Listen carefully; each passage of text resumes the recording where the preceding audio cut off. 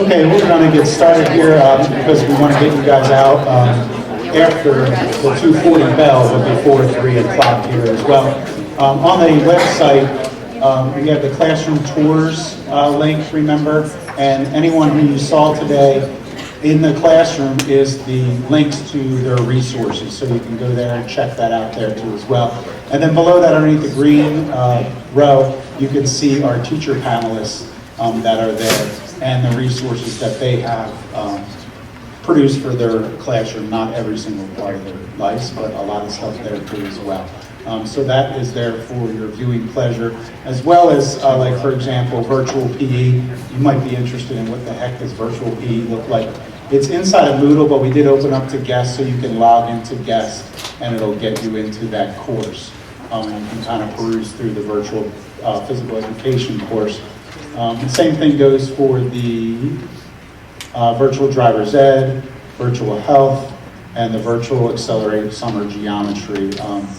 This course is a little bit different than your normal geometry because it's virtual, but it's a lot about creation, 21st century skills, so that's a pretty good example. A lot of stuff here too as well for each teacher. So I'm just going to quickly go down the line, introduce the teachers, and I'm going to let the students introduce themselves because they're a heck of a lot more important than the people about to introduce. This is Damiani. He was a social studies teacher and now is a teacher on special assignments as a dean of students, replacing Chris Trickett's assistant principal position. Joe Dries is the virtual driver's ed teacher for the school district. Chris Madera, tech ed teacher, computer science, real geeky engineering stuff downstairs. That's one of the things for kids. Dan Kaufman, high school math teacher, algebra standards, AP stats, comes to students second. Sarah Kale, you saw her virtually with her students this morning through that Hangout, so that was her students in that Hangout. 5th grade teacher at Homeland Terrace. Dana Rosenberger, 2nd grade, Spring Ridge, and that is with the Nexus 7 tablets pilot. Stephen talked a little bit about that earlier, about the Play Store and managing those devices. And that's okay. She has been doing a great job this year in piloting those devices for us and see if there's a good solution for our elementary school classroom. Looking K-2 for the tablets, 3 to 12 Chromebooks is kind of like our overall plan right now. Just 14 at West Middle School, science teacher, 7th grade, has just gotten a couple Chromebooks, looking to get a whole cart real soon.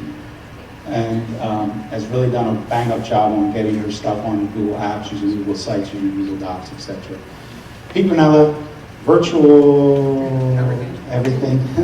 Virtual health, virtual PE, neat guy, works here in the high school and still at the middle school.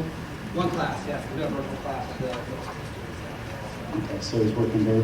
Shelly Campbell, world language teacher, outstanding technology integrator in the classroom, has moved into a new role in the district as the gifted coordinator at the high school, if you will, and she's hanging on. She's sick, but she's doing a good job for us, so I appreciate her expertise. So now we're going to turn it over to students, let them introduce themselves. Hi, my name is Utkarsh Panchal. I'm in 9th grade at Wilson High School. My name is Jamie Patel. I'm in 9th grade. My name is Andrew Kaczynski and I'm 9th grade also. My name is Lydia Youngster and I'm also in 9th grade. My name is Lauren Yu, and I'm in 9th grade as well. So really, we just want to open this up to you and asking, our students in the middle are in the iSTEM program, so they've had the Chromebook since September, about a half year more than most of the kids in 9th grade. So obviously they have a lot of hands-on experience in the iSTEM program, and as you can see, we have a wealth of information here from our teachers if you'd like to ask any questions for them. So the floor is yours.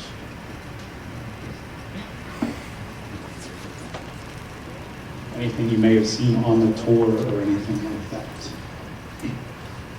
For the students, what was the biggest adjustment for you guys going to the Chromebook, if any?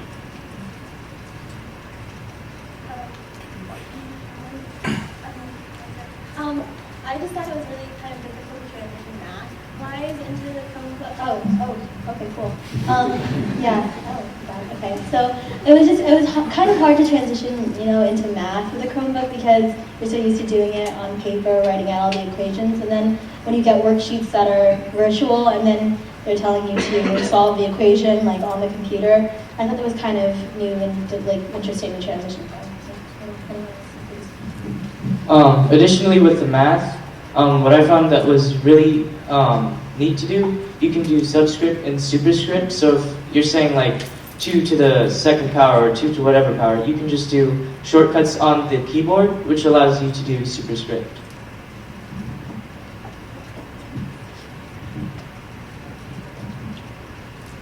I can add to that too, from hearing from students. A lot of students were complaining, I have an iTunes library, can't get over there. And then we actually gave them a screencast on how to do that. Offline access was definitely an issue too as well, but the Chromebook continues to get better there. And it's a major adjustment for some of the kids, just like our teachers in learning how to use non-Microsoft products really was the biggest issue. But that quickly subsided, I think even within this time of snow, with our ninth graders who just got them about a month ago.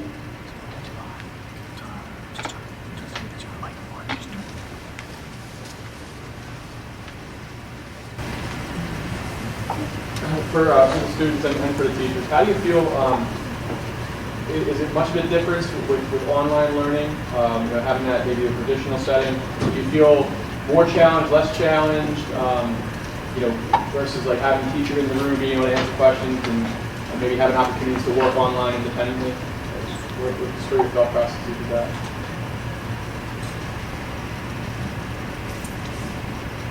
What's great about using the Chromebooks is that all you have to do is just look online if you want to find out something, as opposed to asking a teacher. However, you can email a teacher and they can respond really quickly to answer your question. I also found it interesting that you don't have to just email them. Our teachers this year are giving us their Twitter usernames and saying if you ever want to contact us, you can go through Twitter and just give us a tweet and we will respond there. And so I've been using that with my history teacher and he responds really quickly, and I think that's really interesting, that now you don't have to just email. I don't know if any of the ninth graders actually take an online course. Yeah, okay. They usually start taking online in 10th grade, with driver's ed being mandated. Every 10th grader must take driver's ed at Wilson. That's just our policy. Or they'll take virtual health with Pete, or possibly even the virtual phys ed. Student-wise, I don't think the paradigm shift has 100% gone with the students yet. They take a pretty heavy academic load already. So Pete and I find we spend a lot of time tracking kids down. You lose that FaceTime connection during the day, where you might have some kids that would normally do just fine in their class if they were there every single day, but because they're out of sight and the course is out of sight, out of mind, you kind of lose that. With the one-to-one initiative going through, it also allows our kids who don't have the technology to now suddenly have it. It's coming more and more. It's becoming more and more the norm. Like it's going to be the new eventually. I mean, the old new. I mean, I had the nice luxury, if you were to ever consider, we built our courses. We didn't purchase them. There's a lot of online courses you can buy licensing fees for and stuff. We actually built ours.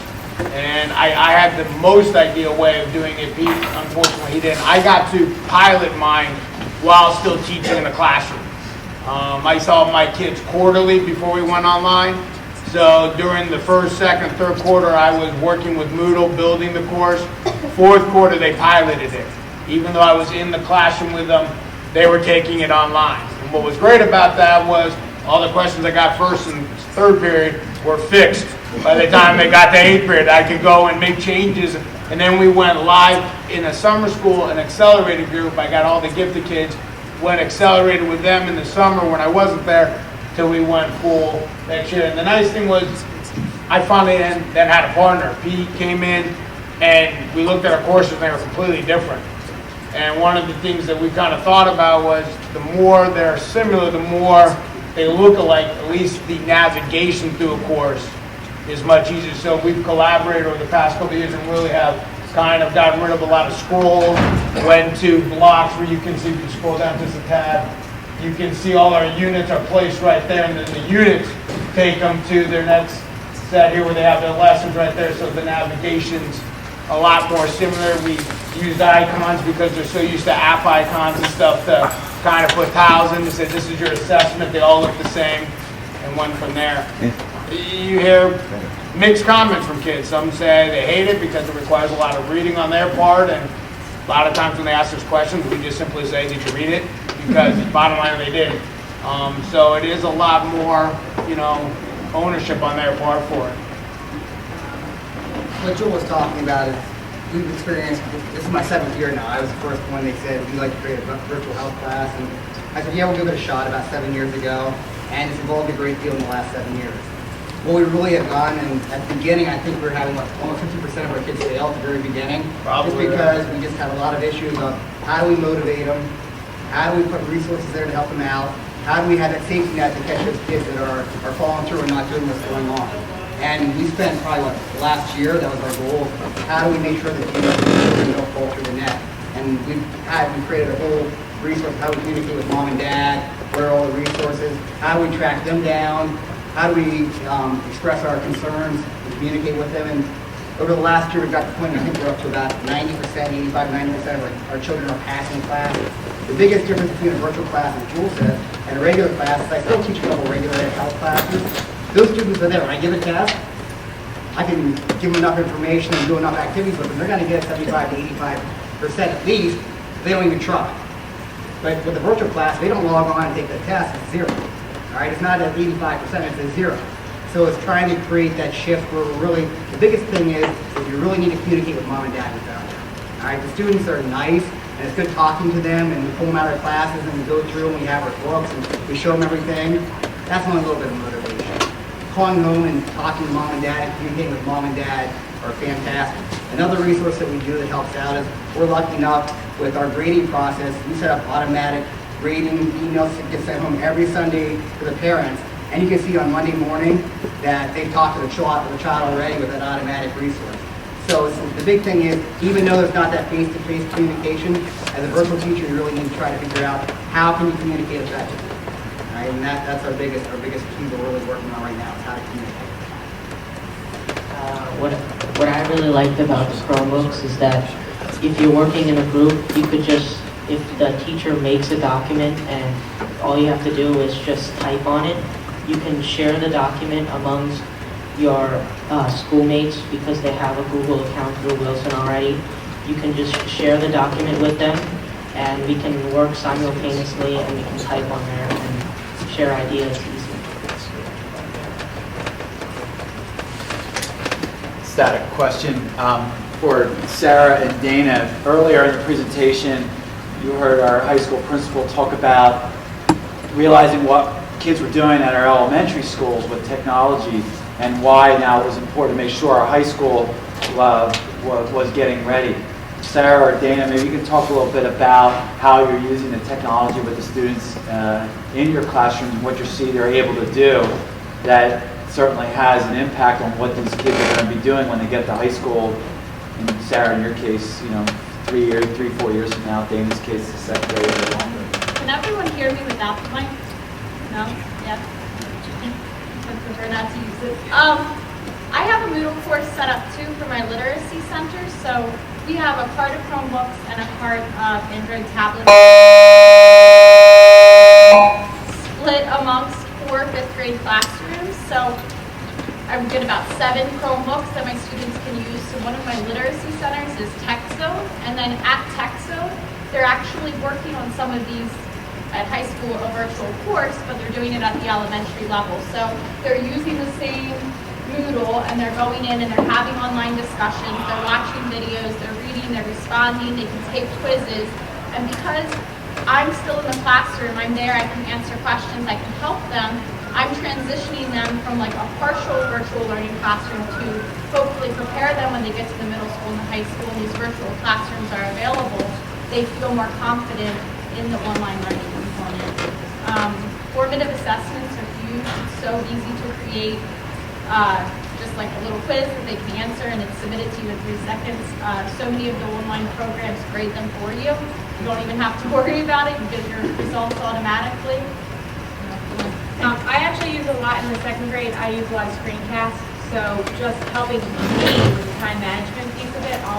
I'll teach the lesson through their tablet. They'll watch it on their tablet, and then they will drive a lot with them, so they know how to go in, they know how to answer questions, they know how to respond to whatever the lesson was. And we're now working on, they create documents and they create forms that they share with their peers. That then they have to, and we do it all through the sharing of Google Drive. That's a lot what I use now, and then pretty much, and then reading like the apps so that they can read different reading apps where they can then go back in and respond. We see it. I have two kids in our school district, one in 3rd grade at Spring Ridge and one at 6th grade at Wilson West.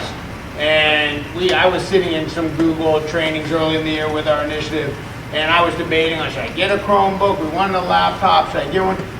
And my son came home from West, and his math teacher, his science teacher, he came home and said, I need to use the computer, Dad. I'm like, well, why? He goes, I have to do a Google Doc and I have to share it with Mr. Houck, my math teacher, with my goals on it. I went out that day and bought a Chromebook.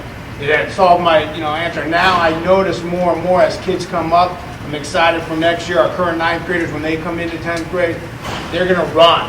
I shouldn't have to track down as many kids. They're going to know how to get into Moodle because they've been in Moodle since 6th grade, most of them. They know the ins and outs. And I honestly think that in 5 to 6 years, you're going to see open campuses. I don't think you'll see brick and mortar go away because parents still need childcare. They still need their kids to be somewhere during the day where they know it's safe and they're getting a meal and stuff. But I still see my son as a senior possibly floating here for 4 periods and floating out for 4 periods because he's taking online classes. And I think you're going to see more and more in NCAA requirements that kids are going to accelerate through high school so they can enter college a semester early for academic or athletic purposes and stuff. And you either jump on or you watch the ship go away. Adding what Jules said, I just know the guidance counselors today, and they asked me if they could duplicate me because my class numbers, I started out at West, and my class numbers got so large that I came to high school to fill the need, and they just told me right now I can't service all the students who want to take my classes. Right now I'm half online and half in the classroom. And what that is most of my students are taking AP classes, they're taking high-level classes, and by taking me online, it's opening another physical block in your schedule to take all these classes, and then you can be competitive and get into those higher schools. Right? My students are shooting to Penn and Yale. I have a young man who's going to pre-law at Columbia. All these kids, I sit down, and it's a great thing we get to do with the virtual phys ed, is when I'm fit testing them, and we're baseline testing, we have a good amount of time. Like, what are your goals? What are you doing next year? Where do you want to go? And when we look at their schedules, Jill and I, we are just amazed. I look at the schedule, wow, I couldn't take that right now, and you're doing that while you're in high school. And they're just quenching knowledge. They want to have that knowledge. They want to take these high-level classes, and by giving these virtual opportunities, we're giving them another opportunity to take that class that they really want. Or maybe they want to be in drama. They love drama, but they can't fit in the schedule. An art class, but they couldn't fit in the schedule. So by creating these virtual classes, we're actually creating opportunities for other teachers. All right, that student that couldn't take that art class, now they can, and that art teacher has an opportunity to teach someone else.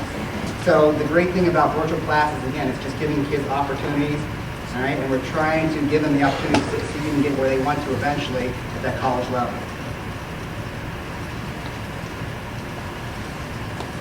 Shelly, would you mind just sharing kind of like your experiences in the world language classroom with technology and how you kind of grown from where you've been maybe 2 years ago?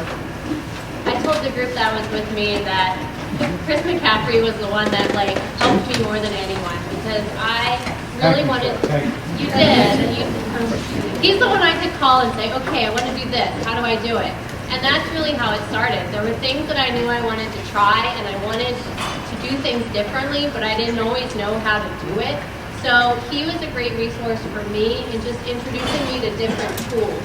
For me, a big thing that I've tried to do with my Spanish students is I wanted to make their work public. I was tired of their work always being just for me. And so that's something that I tried really hard through technology to do. So I had students using VoiceThread where they would go and view each other's work. Last year I started blogging with my Spanish 3 students to huge success. I thought, I want to have them writing. I want them to keep blogs, but I don't want to kill myself trying to assess all of this writing. So I devised a way that each week they wrote, each week students reviewed the work, And each week we pulled up 3 samples from each class. And students talked about why they chose these samples. You know, sometimes it was, I really like the imagery that they used. Sometimes it was, this is really the best thing she's ever written. And the kids really got excited about keeping their blogs.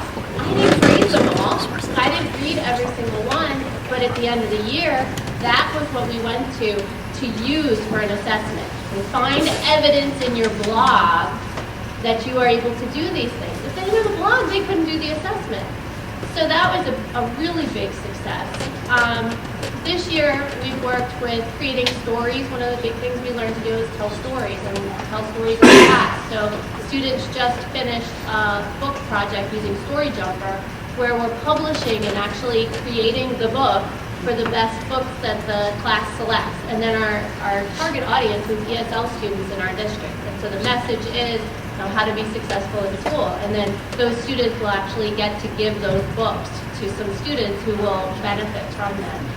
And one last thing, right now I'm working in the gifted role with 2 students who are working on a virtual internship. And this is something that I heard about through Casey, Pennsylvania Council for International Education. And 2 students are very interested in working internationally. One's really interested in culture, so they're working with nonprofits in Nicaragua and Guatemala right now. And each week they get tasks that they need to do. It's very much cross-curricular, so I have one student's looking at social media and how to get this nonprofit's word out there on social media. So she's looking at, well, what's the power of social media? Well, do words or images work better? And she's asking herself all kinds of questions. And then she has a job that she needs to do that she'll submit to me, and then we'll send it on to her boss in Nicaragua. So it's really given us a lot of opportunities. The kids with the virtual internship so far, they are just loving the opportunity. And we couldn't do it without technology. I'd just like to lean on Chris and kind of explain what you could do with the Nexus tablet. Oh, not really. So we're piloting a computer science course this year through Project Legal, a nonprofit engineering curriculum organization, and basically the kids so far have loved it. What we're doing, what we start out the year with, is basically getting them interested in basic low-level programming.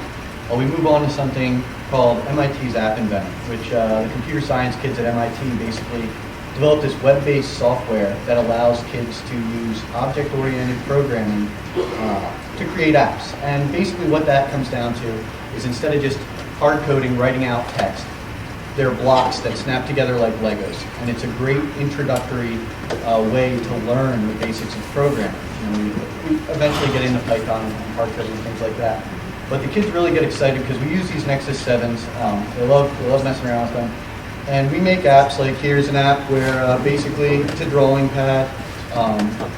And with some basic lessons, kids have the capabilities to make things like that. The other beautiful thing is it's all open source, open license sort of deal. And I have a Google Apps account that is not monetized, meaning I don't make any money off of it or anything, that we host all these apps on. So once the kids make their app, they're available on the Google Play Store to download. So they can share them with their friends. They can sort of experience what a developer feels later out of college, that sort of thing. One kid, or one partner, the whole course is done in partner programming too, because that's what you see in the real world. You don't have many single people developing by themselves. But one group made a SpongeBob magic conch shell app, where they basically just press this conch shell and it gives random answers, and it got over 100,000 downloads on the Play Store. And it's still not monetized or anything, but I always like to use things as an example. Yeah,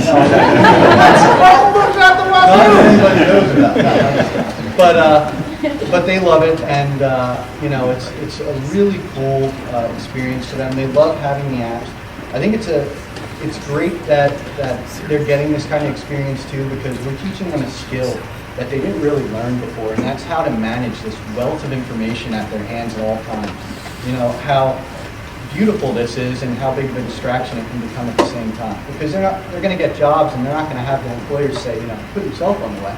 You know, it's going to be up to them to learn that. And I think by allowing that sort of environment in the classroom. We're helping them learn how to have such a distraction and a tool at the same time, how to really benefit from the best of both worlds there. And the kids love it. They're really doing the best. What were you saying, Chris?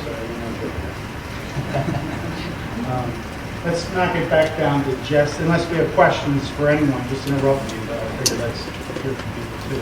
Any questions at any time? Jess, you want to just kind of share where you've gone and been and where you are now? More so where I'm trying to go. I am just getting my feet wet, so I'm nowhere near where all these other teachers are. I teach 7th grade science at West Middle. Right now, the students, I have a set of 6 in my classroom. So I have 6 lab groups, inquiry-based program, where the students do their labs on the Chromebook. I share the document with them, they type in their responses, and then it's automatically shared with me if I put it in the Dropbox. That way I can give immediate feedback to them as to maybe errors they made in the lab, or trying to push some of their explanations a little further in describing not only what they saw, but maybe why they think that they saw that observation. More so where I plan on going for next year. I anticipate in getting my own set of Chromebooks, classroom set, so my class will be completely digital. There's not going to be a science binder with 1 million pages in it, or should I say 1 million pages stuffed in it, not organized and not completed. So they're going to have all their documents right on their Google Drive, and they're going to have a science Dropbox where they would put the pages that I actually write right into that Dropbox, in which I would read comments and that feedback pretty quickly, and then they can see how they can improve on it, if they want to increase their grade, what they need to add, and where they need to add it. On my website for next year, I have the link. It's not a link, it's the virtual labs. I just started filming, like I use a lab group during their study halls and I film them. It's not during my class. So I'm filming a lab group, walking through it. So the students that were absent, I was having a lot of problems with kids being absent so much. And for me to keep the materials out, or for them to even make time in their classroom schedule to even see the lab, it just isn't really feasible. So that way they'll be able to click on that link, which will link to YouTube, and they can watch their peers actually doing the lab. So they can have their lab sheet right there on their computer, and they can actually complete it by watching the video itself of the lab if they don't have time in their schedule. What else? I get plenty of parent emails asking about their kids' grades, so I have all the links to every assignment that is graded right on my website. So I think that's, like you were saying, is just educating the parents of the tools that are out there. I don't think that they realize, they know that it's a teacher's website, but I think they think that our website just looks like a homepage with our number and email. So just familiarizing with the parents, what resources are available, I think is going to be the biggest challenge for me. Is just, because not all of them come to the open house where you kind of run through everything. So, Tremendous amount of work in a really short amount of time. She really wanted to this Chromebook, so we got to show them. She did. She really did. Mr. Kaufman, you remember Mr. Kaufman? I like to take a step, but I teach Algebra Standards, which is our Keystone remediation course, which some of the people saw it. Yeah, probably about maybe half of you stopped in. And it's a special on course, which is nice because I got to do it all over again and change everything up. And with the other helps of other teachers, basically, if you look at the Algebra Standards for Algebra 1, they're broken up into 2 modules. So I wanted to do it online as much as possible, so we looked at Khan Academy, and of course I was like, oh, Khan Academy, a bunch of videos. But it's actually, only had to supplement like 3 or 4 lessons. Everything else for that Algebra 1 content, I was able to find on Khan Academy. And all the kids do is, I made that playlist for them, and they made a copy of it so they can check out where they are. And it brings them to this lesson. And they have a scratch pad, they can show work. A lot of them just grab those pieces of paper and do stuff. But there's the problem. And then they submit their answer on the right, and once they get 5 correct in a row, it reports back to me that they were successful at this lesson, and then usually move down the list. So I have a running tally of how successful these kids are doing and where they are and where they're struggling. If they spend a lot of time on a lesson, it will show that as well. And it's actually gone over really well. I find the kids are working hard. You know, they'll get 4 in a row and then they click on that 5th one, they get it wrong, and you know, I come back to it, and they'll come back to it the next day, get 5 in a row. And I'm really excited to see how it's going to turn out. The nice thing is, for you guys, you just have to make a copy of that document if you want it for your school. Feel free to take anything of mine you want. So yeah, if you go to file, make a copy, and there's, you know, if you're looking for something to do for your algebra 1 remediation, everything's linked there for you if you want. Dan is a very tech-savvy teacher. He has a tremendous website with a lot of resources that many of us students have. He actually has his worksheets for AP staff. Yes, like if you go to file, I started to do, I hated posting all my files on one sheet. It turned out to be day long. So if you click on, I just made a Google Doc, Google Pages tab. And in the Google Doc, I just linked everything. So that if I upload some, I'm not uploading to my web page now. I'm just changing my Google Doc, and it just cuts out, I just call it the middleman, and it just makes things so much easier. So there are all my notes, all my practice tests with solutions, any worksheets I give out. It's all in one location. The kids can make a copy of it, or just make a bookmark of that page, and that's their content for the entire year, in one document.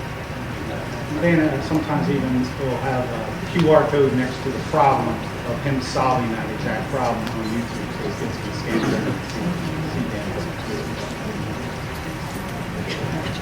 A lot of good stuff happening here. Again, the idea here is it's not every single teacher in our district. These are pockets of really good technology integrations. They're all getting better every day at it too as well, and we're trying to make this system-wide, because that's our hardest job as leaders. So I'll go since. Dean, I forgot about Dean. I was forgotten. My bad, Dean. So I teach history, and I had the unique experience when I started coming into a history classroom about 9 years ago. We were given the standard tools of the history teacher, which was the marker. You had the textbook, which was probably the most paramount thing you could have. You had the textbook, and then you had a vast array of historical videos in which you could show heavily paced in World War II, the battles especially. And I watched, since the time I was here, that has been a transformation for me from that moment till now, in that you slowly but surely began to move away from the textbook, obviously move away from the videos. You move even away from the marker, and what you begin to see happen, was my goal, is to distance myself as much as I can from the textbook, that you don't have to say, no. It's Soviet Union, it's not a thing anymore. It's not a thing anymore. To something that is current. And a lot of it has been with me over the last couple of years, trying to develop an entire network for kids in which to follow, folders. But lately I've been gearing the kids to create their own textbook. Something that is very fluid and that is changing all the time to meet exactly what is taking place in the world today. So I've moved a lot.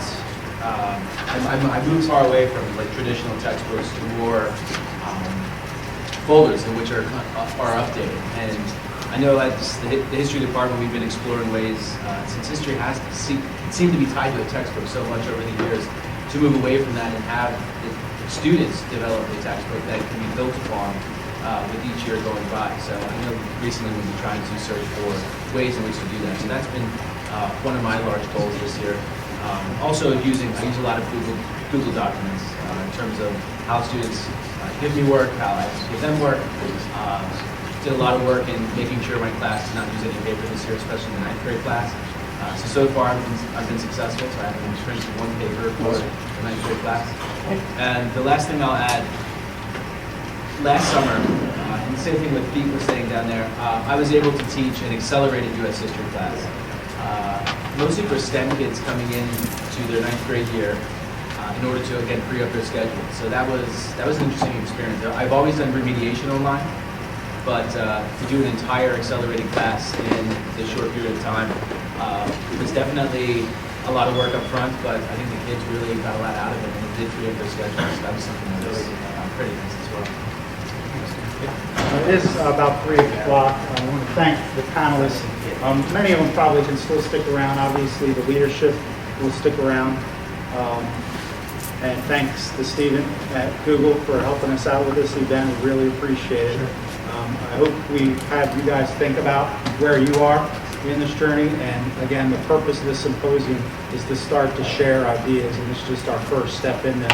We'd like to do this again next year and really have it a lot more about discussion and help. And please reach out to us any more questions. We don't want you to have more questions about this. Dr. Gerhardt or Chris or George, would you like to say? Just want to add one piece I think that came up when you had introduced the Google App Summit in August. That, as we said earlier, I'm sure there's probably some really good examples of technology integration in your district. And correct me if I'm wrong, Chris, but we're looking for other people. This isn't, the Google App Summit isn't a Wilson provided summit. It's bringing a lot of educators from across the region that are doing some really good things in their classroom. So if you have, certainly, open that invitation up for your teachers to come and attend.